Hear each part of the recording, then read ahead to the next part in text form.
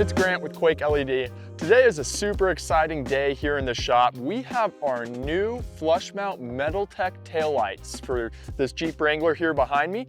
We're gonna go through and do an entire installation. In this video, we'll cover everything from the different operating modes of the tail lights to the installation on a Wrangler JL and also a Gladiator JT, as the wiring is identical. The only thing that changes is a little bit in terms of the mounting, but that's the simple part. Without further ado, I guess let's just go ahead and get into this. We do offer this new style of flush mount tail light, starting from your Jeep Wrangler JK models all the way up to your present day Wranglers. So we have a JK model, a JL model, and even for those Gladiator owners, we have one for you. Obviously, you guys have been asking for the flush mount style for a long time. And so we spent quite a while developing these. So essentially there's some really cool things about this taillight that are going to make it a little bit different than some of the current options available in the market. As you can see, it is actually a metal housing. So it kind of matches those aftermarket bumpers, accessories, and just has that rugged, durable look. The three individual brake lights have a really cool design to it. There's actually a mini light bar back here for the reverse light. So the reverse light performance is some of the brightest available. One of the neatest things about this taillight, and something that's completely new to the industry that we're happy to announce, is our brake alert safety system. And so you'll notice there's this little window here that's nice and discreet, kind of underneath the main lighting elements.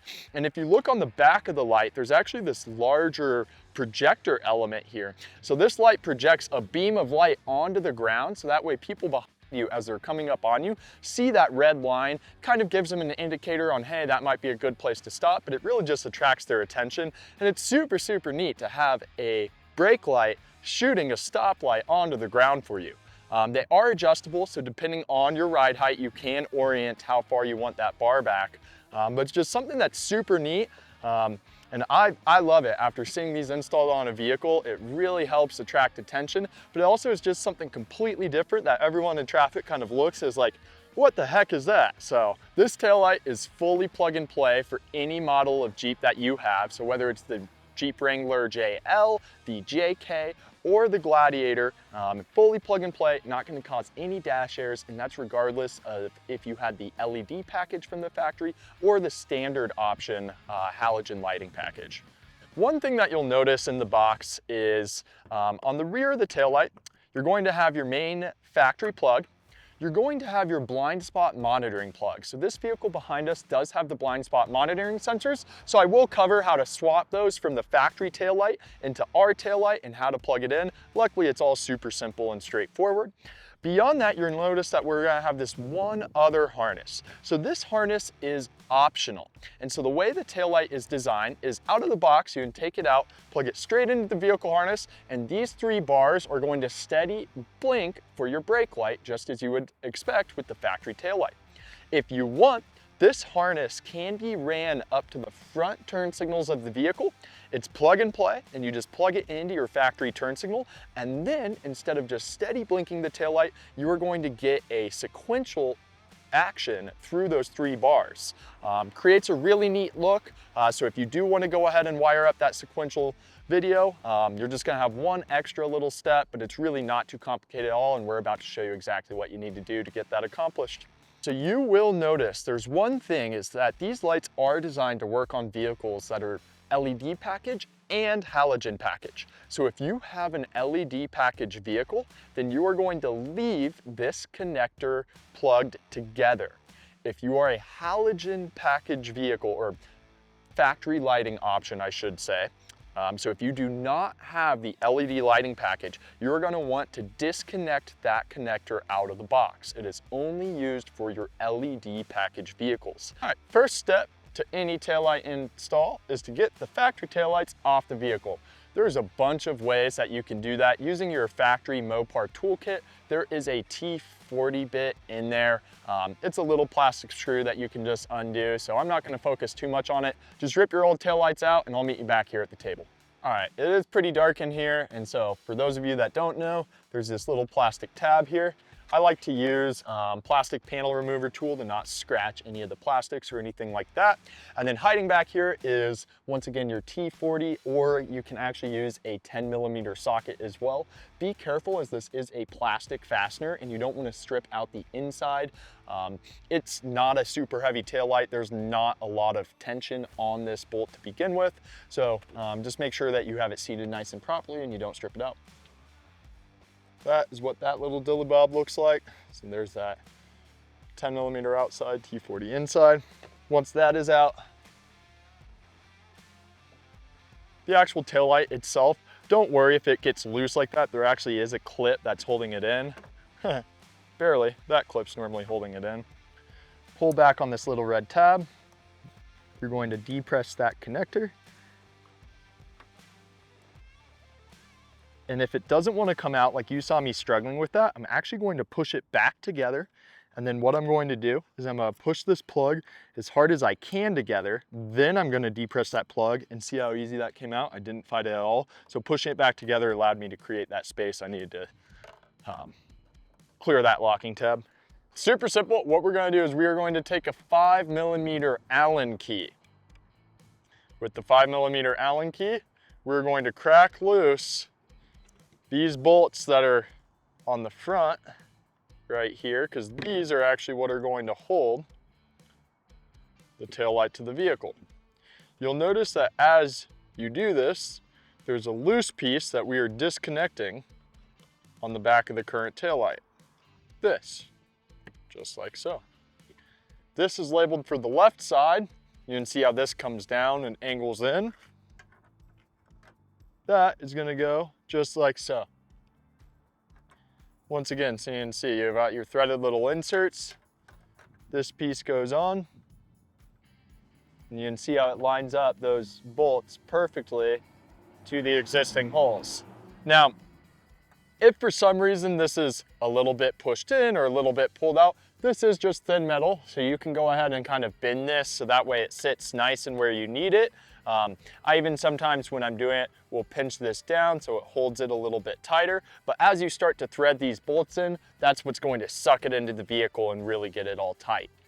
We're going to do it in just standard plug and play mode. So standard plug and play mode, once again, if you have halogen vehicle, we're going to unplug that red thing. Since we have the LED package, we are going to leave that connected. Obviously, we aren't going to be using the light actor harness, and this vehicle doesn't have blind spot monitors. If you do have a blind spot monitor, this plugged in right here. If you don't, I still like to put that plug right down into that little spot, and that keeps it from bouncing around. And so I'm actually going to use one of the provided zip ties and kind of zip tie that once I have it in place. So here, we'll just do that right now. All right, so to install this in the vehicle, we're going to take it, plug it into the factory connector. This wire is not being used, so once again, it can just kind of hang out and ride. Now you'll notice the back of this taillight where the foam is to protect the paint also has these two little metal tabs here. So those two little metal tabs are what are going to hold it from the inside to this lip. So you want to be careful as you put this taillight in to make sure that everything is kind of sitting in how it's supposed to.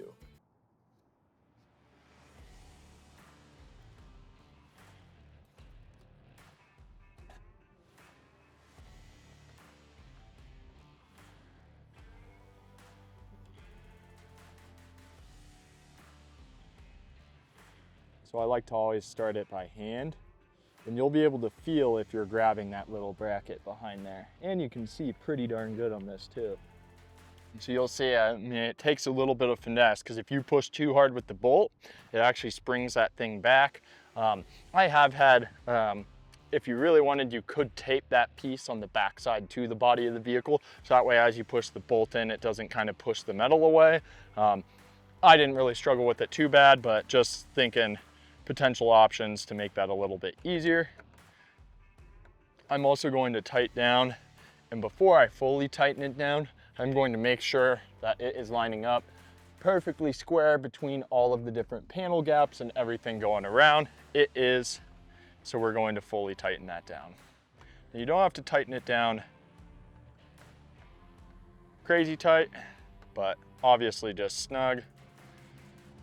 You'll kind of see when that foam starts to compress around the edge. And then you can see how it's locked in on the side. I can't explain how hard I'm pulling, but there's no way that's gonna get pulled off. This is nice and easy. This is totally flush and Frenched in. God, that looks so good. So that literally is all it takes to install this taillight. It's mounted with those 2 screws, fully plug and play. Just remember to disconnect the plugs appropriately depending on if you are a LED package versus standard lighting group option. All right, so obviously, as you can see, installing it the standard way, super straightforward.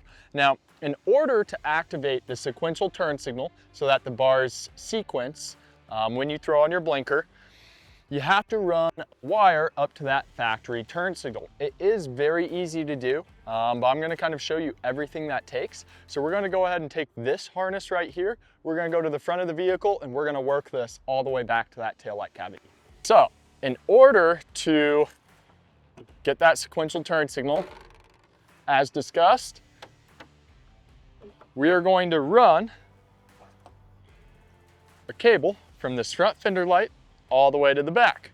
Fairly straightforward.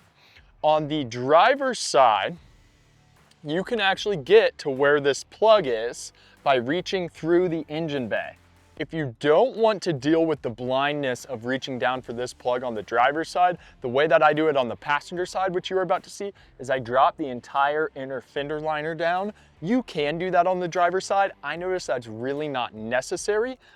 So I'm going to find this plug, and then I'm going to go get a panel popper tool, and it's held on with a really large fir tree, or from here you should actually also be able to slide the plug off of the fir tree bracket, but I'll show everything on that other side. All right, to drop this inner fender, there's gonna be 3 10mm bolts, and then you have fir trees that come up around this inner edge. There's 2 down here, and there's 1 big one up there in that corner. So I'm gonna go ahead and get some panel popper tools, 10mm, and just drop this down. In order to get these front ones, there is a little bit of a technique to this. So I like to put the panel popper up in there this way and literally just pull straight out. So once again, I will do that once more. So I will put the panel popper up the way that it goes on the rivets, and then I just kind of push up against the fender. They are mounted at an angle. Fender light, wire goes all the way across. This is your fender light plug. This is the fir tree that holds it into the body. So once again, you can reach that from the driver's side, reach down, pull it off the body, and you're good to go. This side you can't, so feel free if you decide if you want to drop the fender on the driver's side or try to muscle it and grab it. Once you pull that little red keeper back, you're gonna just unplug that plug nice and easily. We're gonna throw that harness adapter in place and run some wire. So this was plugged in this way with the keeper on the bottom. When you unplug it, that means that the ground wire is on that side. So same deal.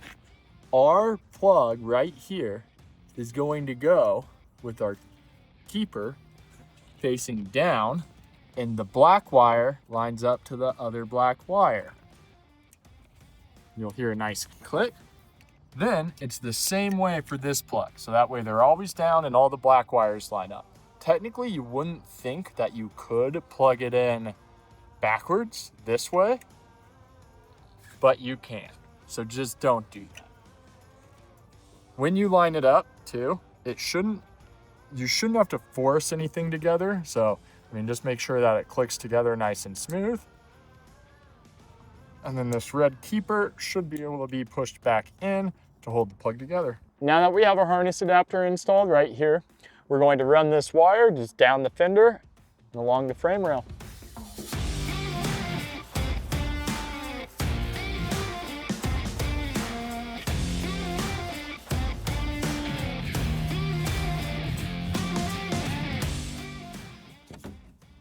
So I can feel that wire right here on top of the frame rail. There is existing looms and hoses that run up here. So let me see if I pull this down. So I've got it zip tied to this. That back up. And then from where that is, literally just comes straight up into here. So this little wire here plugs into the receiving wiring for light acro mode. Once again, this is only used if you want to have the sequential turn signal. If I do not hook this wire up, it is going to steady blink out of the box. Since we have ran everything already over here, what we're gonna do is plug it all together, put in our little mounting bracket, as you saw on this side, tighten everything up, and we are done. To button everything up, we gotta put this in our fender back. Super straightforward, easy to do, not a problem. The one thing though, when you pop it off, you'll see that these 3 rivets got just ever so slightly loose. So what I like to do, just because I have tremendous OCD, is I like to go through, and what I'll do is I'll take either a piece of wire or a zip tie, and you can feel the teeth on the back of the rivet, or not the teeth, the 3 prongs. See, and now that rivet is completely tight. As you can see, this one's loose, tight, loose. Like I said, the proper way, instead of putting that little zip tie on the back of that, you can go to Harbor Freight or even order offline a plastic rivets, and they come with a little plastic rivet gun normally.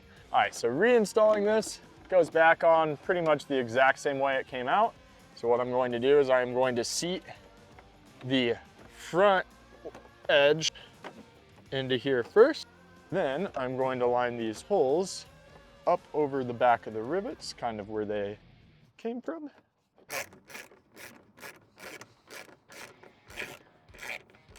All you need to do is replace all of these little fir trees that came out. All right, guys, that's everything you need to know to get those taillights installed on your 2018 and newer Jeep Wrangler. Feel free to like, subscribe for more content, more install videos. Thanks for tuning in. Really appreciate it. Enjoy your new taillights.